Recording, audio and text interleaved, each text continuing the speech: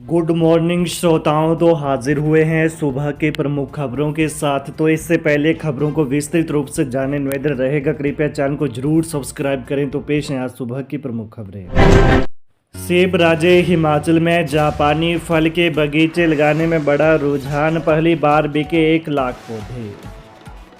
सेब राज्य हिमाचल में अब बागवान जापानी फल के बगीचे भी लगाने लगे हैं। जापानी फल के नए बगीचे लगाने के लिए बागवान इस साल खासा उत्साह दिखा रहे हैं। पहली बार जापानी फल यानी परसिमन के करीब 1 लाख पौधे बिक चुके हैं। बागवानी विभाग और पंजीकृत नर्सरियों से इस सीजन में अब तक जापानी फल के करीब 1 लाख पौधे बिक चुके हैं। पहली बार कुल्लू जिला के अलावा शिमला, मंडी, सिरमौर और सोलन जिला में भी बागवान जापानी फल के बगीचे लगा रहे हैं। खास बात यह है कि इस बार अच्छी बारिश बर्फबारी से जापानी फल के 90% पौधों के कामयाब होने की संभावना है। सामान्यतः कुल रोपे गए पौधों के 20 से 30% पौधे ही जीवित बचते हैं। फरवरी के पूरे महीने में नए पौधे लगाने की प्रक्रिया जारी रहेगी। 20 करोड़ की लोन धोखाधड़ी मामले में युद्धचंद बैंस की बड़ी मुश्किलें, संपत्ति की होगी जांच। 20 करोड़ की लोन धोखाधड़ी मामले में आरोपी युद्धचंद बैंस की मुश्किलें बढ़ती जा रही हैं। भले आरोपी जांच में सहयोग नहीं कर रहा हो, लेकिन विजिलेंस उसके खिलाफ दस्तावेज तैयार कर रहा है। बैंक अधिकारियों से पूछताछ में बात सामने आई है कि आरोपी के खिलाफ विजिलेंस की ओर से दर्ज मामले की जानकारी नाबार्ड, इनकम टैक्स, आरबीआई को दे दी गई है। आरोपी की हिमाचल के अलावा बाहरी राज्यों में कहां संपत्तियां हैं, विजिलेंस ने इसका रिकॉर्ड खंगालना शुरू कर दिया है। पानी के टैंकर पहुंचे पर न प्रधान न पंचायत मेंबर के हुए हस्ताक्षर, विजिलेंस जांच में खुलासा। हिमाचल प्रदेश के शिमला जिले के ठियोग विधानसभा क्षेत्र में टैंकरों से पानी की आपूर्ति में करोड़ों के गड़बड़ झाले में चल रही विजिलेंस की जांच में एक के बाद एक नए खुलासे हो रहे हैं।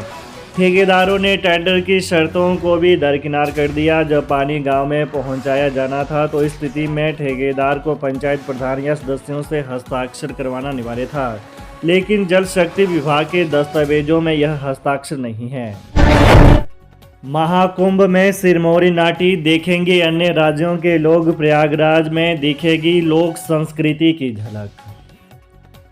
उत्तर प्रदेश सरकार के आग्रह पर एनजेडीसीसी ने इस दल को प्रयागराज में प्रस्तुति के लिए आमंत्रित किया है। यहां कलाकार सिरमौरी परिधान और लोक वाद्य यंत्रों से लोक संस्कृति का प्रदर्शन करेंगे।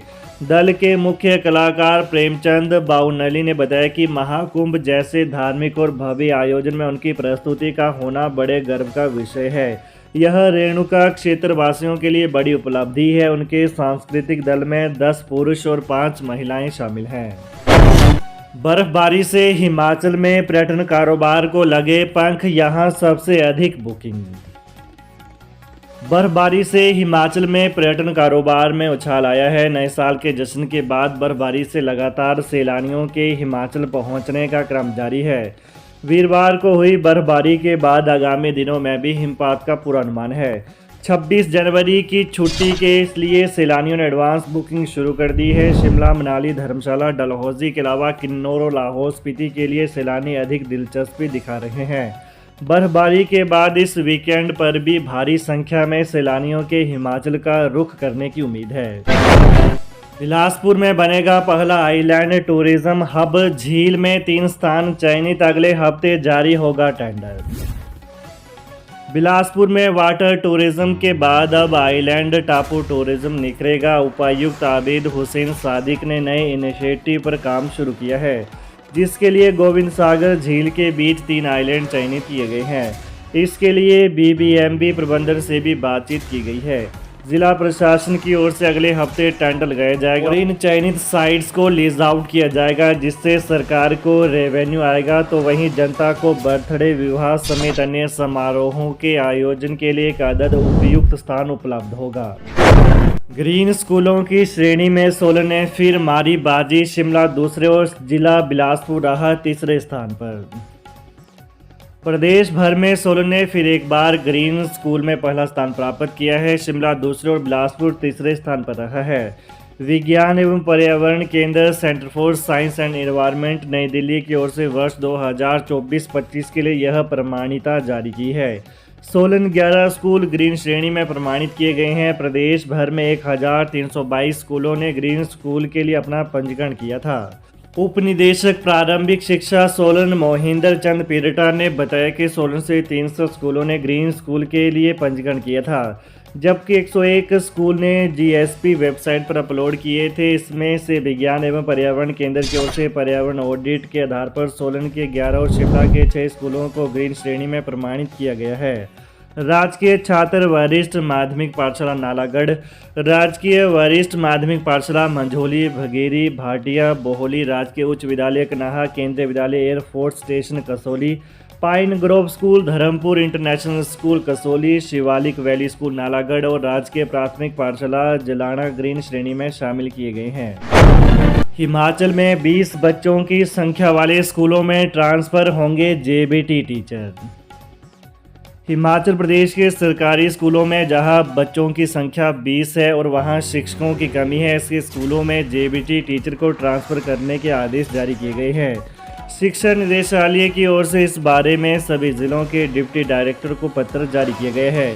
इसमें कहा गया है कि कोई भी स्कूल जहां बच्चों की संख्या 20 या इससे ऊपर है, वहां पर शिक्षक यदि कम है तो दूसरे स्कूलों से वहां पर शिक्षकों की ट्रांसफ़र की जाएगी। इसके साथ ही यह भी कहा गया है कि ऐसे स्कूल जहां पर भी से कम बच्चों की संख्या है, वहां पर सेंटर हेड टीचर नहीं रहेंगे।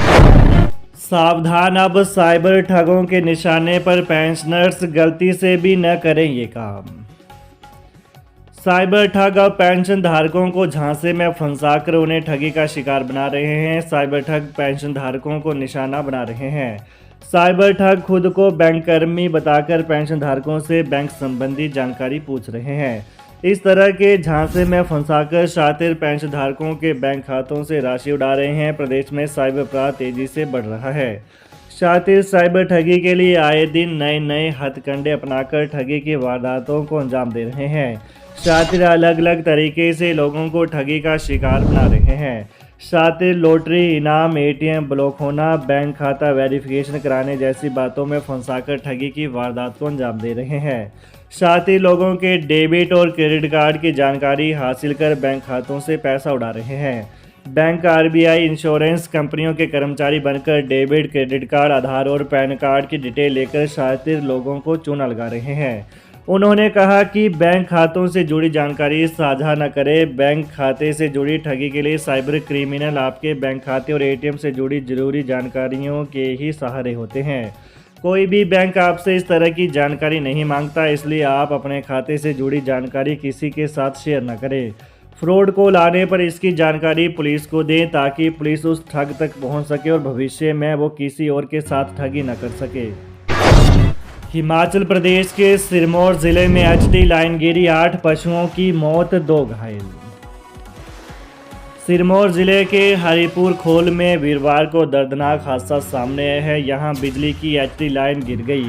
इस हादसे में 8 पशुओं की मौत हो गई, जबकि 2 घायल हो गए। घटना के बाद क्षेत्र में कोहराम मच गया है। वहीं हरिपुर खोल में मरियम पर उसमें दुख का पहाड़ टूट पड़ा जब बिजली की एचटी तार अचानक गिर गई। इस दौरान उसकी 5 भैंसों, 1 गाय और 2 कटड़ों की करंट लगने से मौके पर ही मौत हो गई। 2 पशु झुलस गए हैं। गनीमत रही कि इस दौरान कोई व्यक्ति करंट की चपेट में नहीं आया है। तो ये रही आज सुबह की प्रमुख खबरें। हिमाचल प्रदेश की ताज़ा खबरों को जानने के लिए कृपया चैनल को अभी सब्सक्राइब करें। धन्यवाद।